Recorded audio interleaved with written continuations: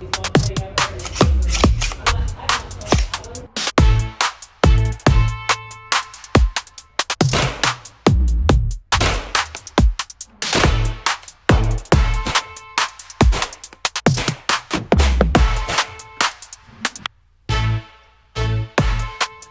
Eagle Run 2-3 here.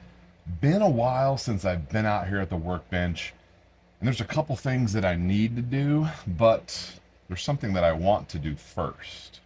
This is my AR-9. Yes, it takes Glock mags. 80% lower that we put a Foxtrot mic upper on and a break charging handle. We always run break whenever we can, but I've run this gun like this for a good long while. This is the one that goes in that really cool covert case that I made out of a rigid box from Home Depot. This just has that linear compensator on the end with the holes, and that's typically how I've run this, but we've gotten quite a few suppressors in. This is the Dead Air Primal. It is a 458 caliber. Got this just so I could do some bigger subsonic stuff. But it would definitely handle 9mm. That was the original can I got for 8.6 Blackout. But recently, a really cool suppressor from Anechoic, all titanium, very lightweight. This one has that baffle stack in it that you've seen me take apart. Very similar in size. In fact, the titanium one is an inch longer, and it's probably actually half the weight. Very lightweight can, and I would like to try that with 9mm. You can shoot 9mm through a 35 caliber can, which is what this one is. So either one of those cans would work on here. So we need to figure out what's going on with this thread pitch. I'm assuming, I shouldn't assume anything. Let's just take it off and see what it is. So in this video, we're going to talk about some suppressor mounting hardware. A couple different guns I'm going to show you. You can see poking up right here. There is the 6.5 Creedmoor. We're going to talk about that one next, but I really want to shoot this 9mm suppressed.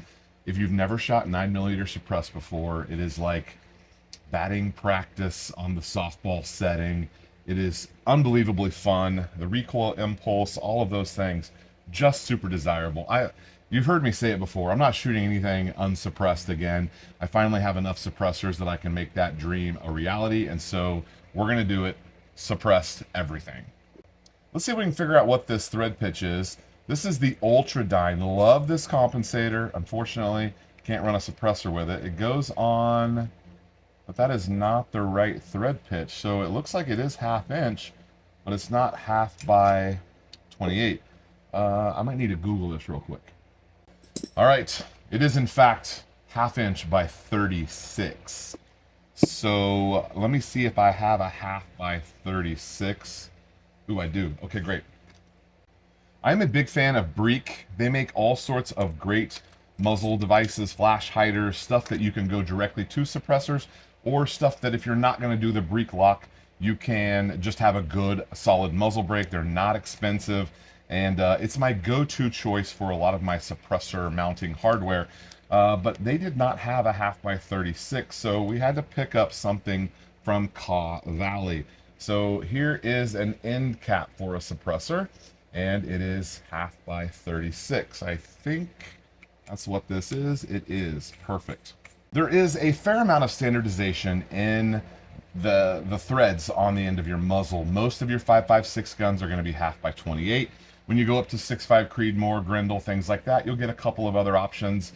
5.8 by 24 is what a lot of those are. That's a standard 308 caliber. Works for Grendel, works for 6.5 Creedmoor in a lot of cases as well. And so this allows us to go to the end of your suppressor, which again, thankfully, is a relatively standard measurement. So let's put the titanium on the 9mm.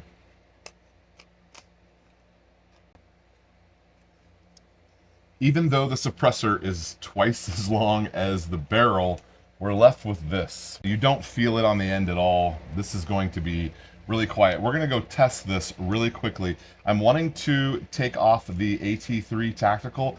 I do like this optic. I highly recommend it. It's one of the budget red dots that I like because It's inexpensive and it has shake awake. So you're not going to suffer from a dead battery just by leaving it on. It'll turn off on its own. And it's around $100 and it does the things that you need it to do really well. And so I do like this optic, but we have some new stuff that we need to try out. So this is my 6.5 Creedmoor. It is a gas gun with a big old tracked optic on there, adjustable bag rider, precision setup. We've got a nice trigger in there, completely vertical grip on there with the finger spacer. This gun shot some crazy good groups the other day. Before the suppressor days, traditionally we would be running this Anarchy Outdoors muzzle device, which titanium. I fully think that they have a good muzzle device, just that we're going another direction. There's some great muzzle devices on here that I'm just not going to be using much anymore. I'm not shooting unsuppressed anymore, so we're going to be swapping out some of those muzzle devices. Breek actually heard me say that I want 10 of these for all of my ARs. That's happening very soon. So you're going to need to kind of figure out a few things. One, the thread pitch of your gun. And we've run this gun with a direct thread, and I wanted to go with something a little bit different.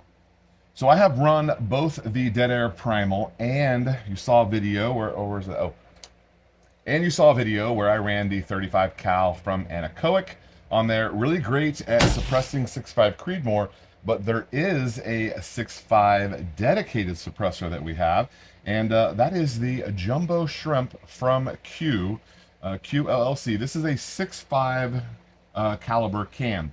Jumbo Shrimp, very small, again, titanium, very lightweight, and it has a little bit of a different end cap on it. So you're going to need to pay attention to your suppressors to make sure that you know what it goes to. A lot of them are doing this automatic reducer that gets you down to something that would go directly onto a muzzle device if you want to thread it on and not do a quick disconnect. So let's talk about that. I ordered a couple of these in. This is a rear end cherry bomb from Q. Now these are not cheap. We ordered in a couple of them because I'm going to run that same can on 6.5 Grendel. So the original muzzle device comes off and you put on this really cool looking, really cool color. This is the cherry bomb from Q, and that allows you to direct thread your Jumbo Shrimp on. Very quick and easy, no big deal to put that on. This is the can that we ran on the 6 ARC. Very much like the can, it does a great job, very lightweight. We have not run it on the 6.5 Creedmoor, so we're going to be doing that here coming up as well. So it's really not too hard to kind of figure out what you have, and then you can figure out what you need. I'm kind of going through some of that stuff right now. Can't wait to run this. It actually matches the gun aesthetically, which is pretty cool. We got all gray going on there, gray scope, gray suppressor, and all titanium upper, lower, and handguard. So a very good look right there, and I know the Jumbo Shrimp does pretty well. I ran that Jumbo Shrimp on a 6.5 Grendel before when our ARC up here. This gun up here is that Bear Creek bolt action, and when it was originally sent to us, it was a 6.5 Grendel, and I ran it with this can. It is now converted with a Faxen barrel, and it's got a 338 barrel, and so we're shooting 338 ARC out of that gun. Can't use a 6.5 can for that. Got to go up to something a little bit bigger, and you probably saw some video of me running the Anechoic on that gun. A little large, a 35 for a 338, but that's the right size that you want to go with for 338 unless you have a dedicated 338. Which on our Faxen gun, we're running a Q cherry bomb, but it's got the taper, and that's what works over on our 8.6 Blackout. Both the Q Fix as well as my Faxen FX7, they have a M18 thread, a little bit different thread, and the taper that allows you to go directly to your suppressors with the end on there like Q is doing. There's a lot of suppressor stuff happening. I'm recommending that you go ahead and get on the list, because as these bills are coming through, suppressors are going to become pretty difficult to find.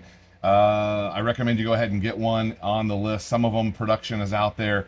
As of right now, you still are having to pay your tax stamp, but when this bill hopefully comes through, 90 days from that, we could have our suppressors off of the NFA, and that would be great. Now, we have a couple of other suppressors that are prototypes that are coming to us, and so I went ahead and picked up a couple of things that Breek doesn't have. Kaw Valley, again, makes some brakes And they have a little bit of a different, this is like a Plan B style, where it's a real coarse thread on there, and it's quite a bit. Let me see if I can show you how different it is. So these two have different thread patterns. Obviously this would just go on your barrel, but then to thread to the suppressor, you got this real coarse thread, and then the cherry bomb takes a little bit of a different thread, but that's specific to Q, not something that everyone else runs. There's no standard here, but this one seems to be a little bit more common. So this one is a 38 caliber, and some of these new cans that are coming in are going to take that thread. So we want to make sure we can test those over on our two. These are our two 30-38 ARC guns. Got a gas gun, and then I have that Bear Creek bolt action up there. So don't be afraid of the suppressor stuff. I've learned a ton just in the last couple of weeks. Unfortunately, I've made a few mistakes that cost me a little bit, but I don't mind having extra parts because that just gives me more flexibility for down the road. Thanks again for watching. I appreciate you. Head over to eaglerun23.com. Make sure you're on the email list. You can see all the build lists for all of these guns listed under the blog section there. And hope you have a great day. Thanks for watching.